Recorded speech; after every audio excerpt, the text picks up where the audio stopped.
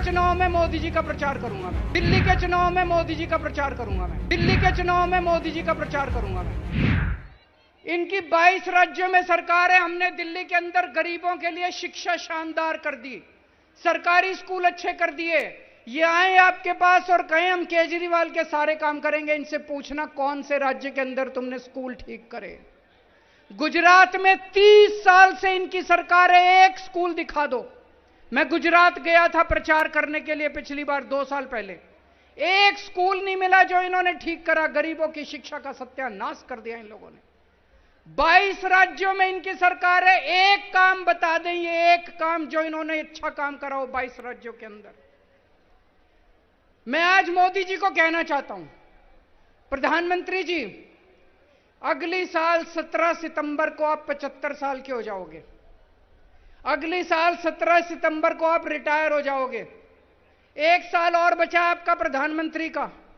मैं चैलेंज करता हूं प्रधानमंत्री जी, इस 1 साल के अंदर आप अपने इन 22 राज्यों के अंदर कोई काम करके दिखा दो जो दिल्ली के अंदर काम हुए। बिजली मुफ्त करके दिखा दो, स्कूल ठीक करके दिखा दो, अस्पताल ठीक करके दिखा दो।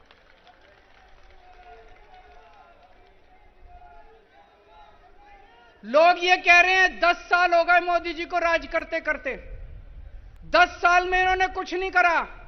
जब ये रिटायर होंगे तो लोग सोचेंगे क्या करके गया, कुछ नहीं करके गया। आखिरी 1 साल में करके जाओगे तो लोग कहेंगे चलो 10 साल में कुछ नहीं किया, 11वें साल में तो कुछ करके गए। आज मैं मोदी जी को कहता हूं, चलो कुछ नहीं, एक ही काम कर दो। फरवरी में दिल्ली के चुनाव हैं, फरवरी के पहले इन 22 के 22 राज्यों में बिजली मुफ्त कर दो। दिल्ली के चुनाव में मोदी जी का प्रचार करूंगा मैं। इन 22 राज्यों के अंदर आप बिजली मुफ्त करके दिखा दो, जैसे दिल्ली में हमने दिल्ली के लोगों की बिजली मुफ्त करी है। आपका प्रचार केजरीवाल करेगा दिल्ली के अंदर। आज दिल्ली में कानून व्यवस्था, दोस्तों मैं आपसे ईमानदारी से पूछना चाह रहा हूं, चारों तरफ ऐसा माहौल हो रहा है, रोज गोलियां चल रही हैं दिल्ली में। बड़े बड़े गैंगस्टरों ने अपने ठिकाने बना लिए दिल्ली के अंदर। अखबारों में तो 2-4 खबरें छपती हैं। गांव देहात दिल्ली का है, जो उधर निकल जाओ इतना क्राइम हो गया, इतना अपराध हो गया। मैं लेके आया हूं आज खूब सारे। 4 अक्टूबर को खड्डा कॉलोनी, दक्षिण दिल्ली जैतपुर में नीमा हॉस्पिटल में एक 49 साल के डॉक्टर की हत्या कर दी गई गोली मार के। 30 सितंबर को उत्तम नगर में भारतीय जनता पार्टी के नेता रमनजीत सिंह की गाड़ी के ऊपर गोलियां चलाई गई। 29 सितंबर को नांगलोई में दिल्ली पुलिस के एक कांस्टेबल ने एक शराब माफिया की गाड़ी रोकने की कोशिश की और उस शराब माफिया के ऊपर गाड़ी चढ़ा के उसकी हत्या कर दी गई। 28 सितंबर को गुलाबी बाग में 4 किलो सोना 3.5 करोड़ का लूट के भाग गए। 28 सितंबर को नारायण विहार में 20 राउंड गोलियां चलाई। एक गाड़ी शोरूम था गाड़ियों का, उसके ऊपर 20 राउंड गोलियां चलाई। 28 सितंबर को ही महिपालपुर में एक होटल के अंदर फायरिंग हुई।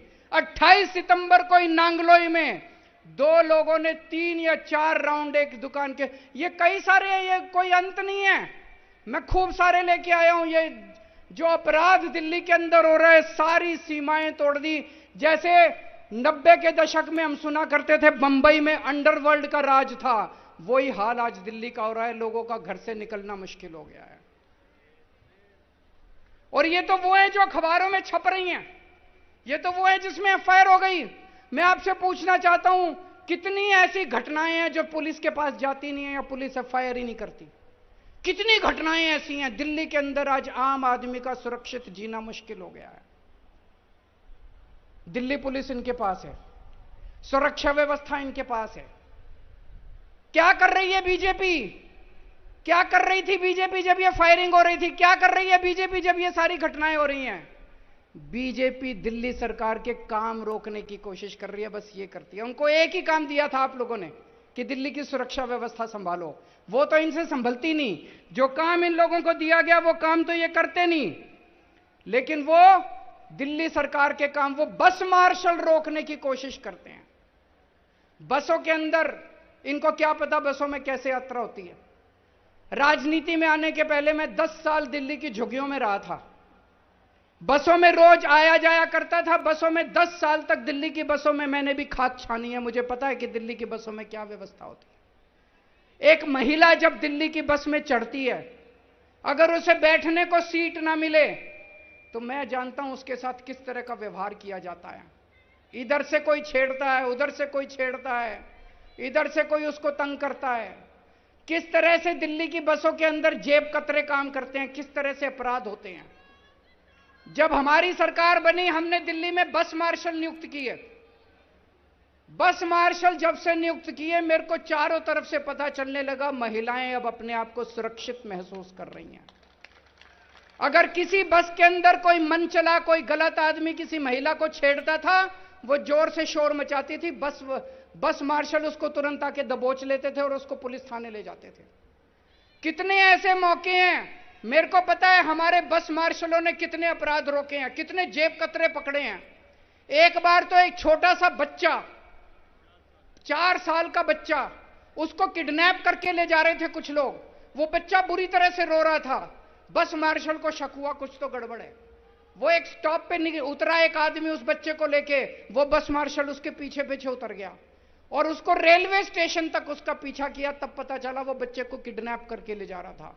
हमारे बस मार्शल ने उस किडनैपर को पकड़ के और उसको, बच्चे को, अपने मां बाप को लौटाया। अरे तुमसे तो नहीं संभल रही दिल्ली की सुरक्षा व्यवस्था। अगर कोई दूसरा अच्छे काम कर रहा है उसको तो मत रोको यार। अगर हमने दिल्ली की बसों में सुरक्षित व्यवस्था ठीक की थी, तुम्हें यह पूरी दिल्ली के अंदर करनी चाहिए थी। तुमने बसों के अंदर भी बंद कर दी। शर्म आनी चाहिए तुम लोगों को। इन्होंने बस मार्शल 1 साल हो गया दिल्ली के अंदर बंद किए हुए। 3-4 बार तो मैं दिल्ली के एलजी के पास होके आया। मैंने दिल्ली के एलजी के पैर पकड़े, मैंने कहा ये बस मार्शल बंद मत करो। एक तरफ इन्होंने दिल्ली में बसों के अंदर महिलाओं को असुरक्षित कर दिया, यात्रियों को असुरक्षित कर दिया। दूसरी तरफ ये बस मार्शल कौन है? ये गरीब बच्चे हैं बेचारे। 15-15 हजार रुपए मिलते हैं इनको महीने के। अरे 15 हजार रुपए में आजकल कौन नौकरी करता है? गरीब आदमी तो नौकरी करता है। कोई इनका बीजेपी के नेताओं का बच्चा तो नौकरी नहीं करता बस मार्शल की। गरीब आदमी तो नौकरी करता है। बहन जी गलत तो नहीं कह रहा? गरीब आदमी तो नौकरी करता है। इन 10,000 बस मार्शल की नौकरी छीन ली इन लोगों ने। और कितनी नौटंकी कर रहे हैं, कितना झूठ बोल रहे हैं। कभी कहते हैं कैबिनेट नोट पास नहीं किया, कभी कहते हैं फलाना नोट पास नहीं किया, ये नहीं किया। कल हमारी सारी कैबिनेट बैठ गई इनके साथ। आतिशी जी, सौरभ भारद्वाज, ये हमारे सारे मंत्री बैठ गए। बोले बताओ कहां साइन करने हैं? बोले कैबिनेट नोट पास करो। इन्होंने कैबिनेट नोट बना दिया। कल ये सारे दिल्ली के सामने, सारे देश के सामने ये नंगे हो गए ये लोग। इसका मतलब इनकी नीयत नहीं है। इनकी नीयत नहीं है। ये गरीबों के खिलाफ हैं ये लोग। ये गरीब विरोधी हैं। मेरे को पता चला जब मैं जेल में था, इन्होंने 500 डेटा एंट्री ऑपरेटर निकाल दिए अस्पतालों से। गरीब डेटा, जब आप सरकारी अस्पताल में जाते हो, खिड़की पे जाते हो, जो आपकी पर्ची बनाता है वो तो गरीब आदमी होता है जो पर्ची बनाता है। पर्ची बनाने वाले 500 आदमी निकाल दिए इन लोगों ने, बीजेपी वालों ने। 1000 आपके सीवर की सफाई करने वाली लेबर निकाल दी इन लोगों ने। जब मैं जेल में था, सीवर की सफाई करने वाले 1000 कर्मचारी निकाल दिए इन्होंने। इन्होंने अलग अलग विभागों से फेलोज निकाल दिए इन लोगों ने। इन्होंने 5000 होमगार्ड की तनख्वाह रोक रखी है 5 महीने से। इन्होंने वृद्धावस्था पेंशन रोक रखी है 5 महीने से। इन्होंने विडो पेंशन रोक रखी है, विधवा पेंशन रोक रखी है 6 महीने से। इन्होंने डीटीसी के जो पेंशनधारी हैं उनकी 8 महीने से पेंशन रोक रखी है। अरे शर्म कर लो यार। अरे भगवान से डरो तुम लोग। भगवान है इस दुनिया में, है कि नहीं है? कौन कौन मानता है भगवान है? अरे बहुत बुरा करेगा तुम लोगों का। इनकी हाय लगेगी। ये गरीब हैं सारे, ये कोई अमीर लोग नहीं है। इनकी तनख्वाह रोक ली, इनकी नौकरियां छीन ली, हाय लगेगी तुमको। तुमको लगता है ऐसे तुम दिल्ली जीतोगे? अरे कुछ अच्छे काम करो यार। तुम्हारे पास इतनी बड़ी ताकत है, केंद्र सरकार में तुम्हारी सरकार है, इतना पैसा है, कुछ अच्छे काम करते। लेकिन अब चिंता मत करना, तुम्हारा केजरीवाल आ गया, सबकी तनख्वाह दिला दूंगा।